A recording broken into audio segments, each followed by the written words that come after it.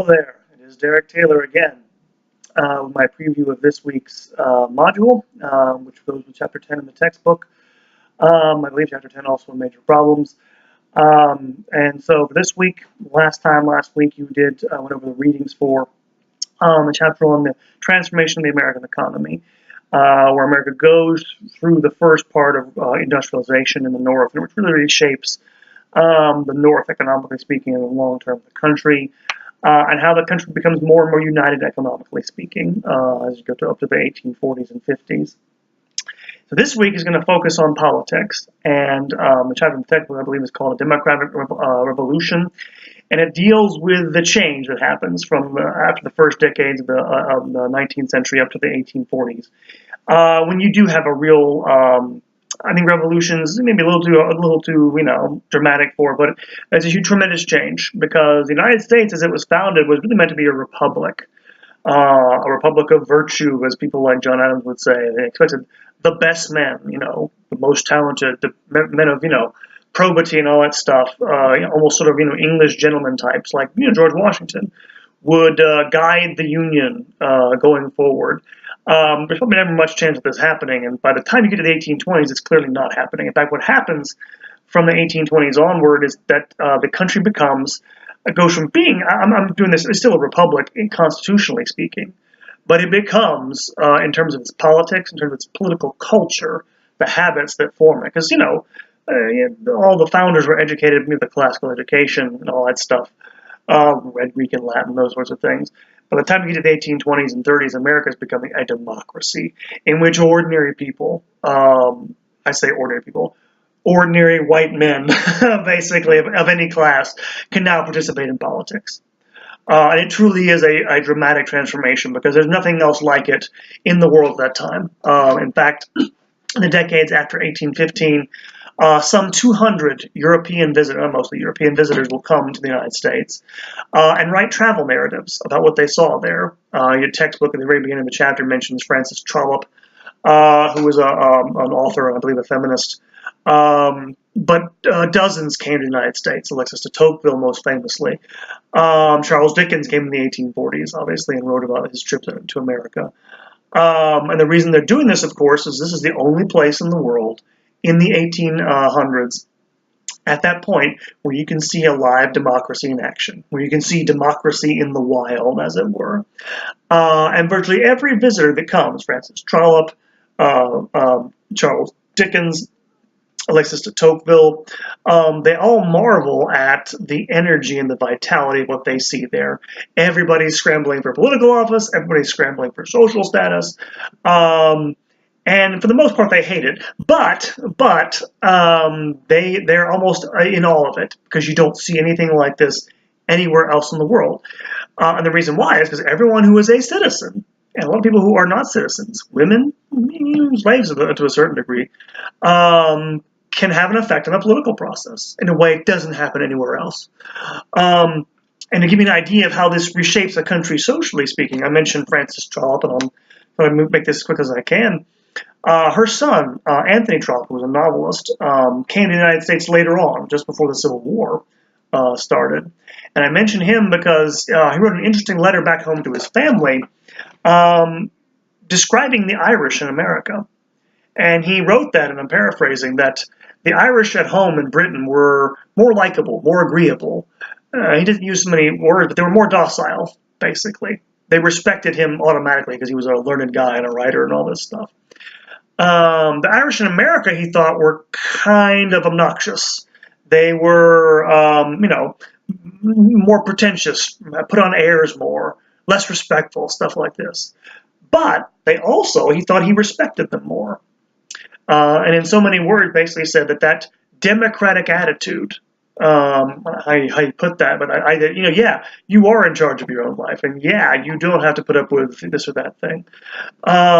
Gave Irish Americans an air of self-respect and self-confidence that he thought made it more healthy than our Irish brethren back in Britain. And so this has a real effect. I can't tell you what a real effect it has, basically, in terms of changing the social strata. And again, people notice it from around the world. And then, of course, as you're going to see, help creates, in some ways, the beginnings of modern political culture. And to get back to the narrative, just to preview it a little bit, you ended off last time talking about the collapse of the first two-party system. The Federalist Party dies off in 1816, and so for 8 years, basically, it's just one-party rule. It's like a one-party state in the United States, the Republican Party, sometimes called the era of good feelings because there's no, political conflict. That comes to an end pretty quickly, actually. And one of the things that's driving this, by the way, is this democratic revolution your textbook refers to occurs mostly at the state level. It's state legislatures that begin the process of basically enfranchising every adult male citizen, male, same thing, but every adult male, basically white male, European male, in the country by the 1840s in every state, and opening up the franchise to basically anybody of any class. That is revolutionary. They changed constitutions, state constitutions, all across the country in a democratic direction. That's one big change. Another big change is the growth of statewide political machines. And what do we mean by political machines? We mean sort of systems of patronage organized by politicians like Martin Van Buren of New York in the 1820s, who basically create a patronage-based party. That is to say, they dole out jobs, public jobs, government jobs, to his party followers after an electoral victory. That's the spoils system, so-called. And Van Buren's the one who sort of crystallizes and creates this in a lot of ways at the state level. This will, of course, in time become the modus operandi of the first national political machine. We'll get to this in a moment, the Democratic Party. Where do the Democrats come from? Well, with the collapse of, I mentioned the collapse of the Federalists, the Republicans were unchallenged. But in 1824, in the presidential election of 1824, they had a split between Federalists between Republicans who favored a more nationalist policy, closer to the old Federalists, and those who favored didn't like this, who didn't like that sort of nationalist view of things. But they were all called Republicans at that point. So there was a split vote, big split vote, in a controversial election, in which the guy who won the election, John Quincy Adams, the son of John Adams, lost the popular vote to Andrew Jackson, but won the electoral vote. And was made president. He's kind of the last, he's sometimes called the last notable president, because he's really the last man of the revolutionary generation to be president. And he's controversial as soon as he comes into office because of the manner in which he won. But it basically puts an end to that era of good feelings, because, of course, Jackson supporters thought he had been screwed over. In fact, Quincy Adams is a very interesting guy, probably the most intelligent, learned man ever to be president in our system of government. And he governs for 4 years, and he's defeated in 1828 by Andrew Jackson, who spends the next 4 years planning for his next run, and he creates a separate party, a different party, basically. It will become the Democratic Party, basically, is the creation of Andrew Jackson, who wins election in 1828. You can read this in the textbook, but a major figure, increases the power of the presidency enormously, even as he tries to, he portrays himself as a man of the people. He's probably the first president to actually, and again, this is where the term comes from, to portray democracy as being a man of the people in that regard in American history. Again, prior to this, people had that older, classical Republican ideal of being this, educated, elite type should run the country. Jackson's the first, you use the term populist that's sometimes thrown around for obvious reasons. Our current president identifies with Andrew Jackson, even though, of course, Andrew Jackson, one of the things he criticizes is the so-called money interest in politics. He criticized the rich, and of course, you can kind of see the contradiction there, but it was something he took seriously. And Jackson himself is, in many ways, an awful human being. He's a white supremacist, a slaveholder. He brutally drives Indians out of their homes as president, and before that, in conflicts with the Indians in the Southeast. But not, however, a totally crude, ignorant person, but from a different class. He came from a poor family. He's also from a Western family. Western in the sense of the early 1800s. The West was Tennessee, states like that. So he's the first president from outside the original 13 colonies. So he represents a big change in the history of the United States. And in the name of course, the people, he expands greatly the power of the presidency. Um, Even as on the sort of coattails, if you like, of all the things he does as president, you have this democratic revolution going on in the states, where it's mostly his supporters, mostly Democratic supporters. Although later on the other party, we'll get in a second. There's a creation of another party, another two-party system. In response to him, it's under his under sometimes called the Jacksonian era, because you have this emphasis on not just expanding the franchise, but reapportioning state legislatures to the basis of population alone. Again, they had been based on other things, how much property you have, all that's done away with by the time you get to the 1840s, essentially. And so you have this Jacksonian era um, um, leading to a reaction, and this is what leads to the second sort of it is called the second party system. And so you have in the 1830s a group calling themselves the Whigs, who oppose Andrew Jackson and call him King Andrew. They oppose his autocratic tendencies. And the term Whig, by the way, comes from British history, actually. Opposition to absolute monarchy in Britain was associated with a party called the Whigs, so they took that name. As an opposition to the arbitrary, designs supposedly of Andrew Jackson. And the Whigs did a couple of things. They basically are not one of the first, but they begin to appeal to a certain class of people. Remember how I talked about last week in terms of the economy, the Industrial Revolution creates classes. Well, they appeal to upwardly mobile wealthy types in the North and in the South. Wealthy planters, but also wealthy industrial types and businessmen in the North. And in particular, they advocated a national economic plan, which Whigs in the South weren't always on board with. And they also appealed to evangelical Protestants, who, because of the Second Great Awakening, have become a political force. So they identify with those types of religious and ethnic groups. There are, of course, tensions between the Northern and Southern Whigs, because one of the things that the Whigs emphasize is politics dominated by men of talent. That is to say, a meritocracy, a meritocratic system of, letting talents rise, and therefore of equality, which Southern Whigs didn't like that at all, because, of course, they were slave owners, the major figures in the Whig Party. This leads to a big shift, and you'll see this in the textbook itself, because with the rise of the second two-party system, you're going to have Jackson's Democratic Party also appealing to ethnic and religious ties in a way it hadn't been done before, because they will appeal to Catholic immigrants in the Northeast, because this is the first age of immigration. The Democrats will become the basic home of Irish Catholics, especially up until the late 20th century, basically. And you're having a party system who's on the one hand, you have the Democrats who are more populist, more, again, ethnically inclined toward immigrants, those sorts of things, where you'll have a Whig Party dominated more by Northeasterners and wealthy Southerners who appeal to evangelical Protestants of, Anglo-Saxon ancestry, basically.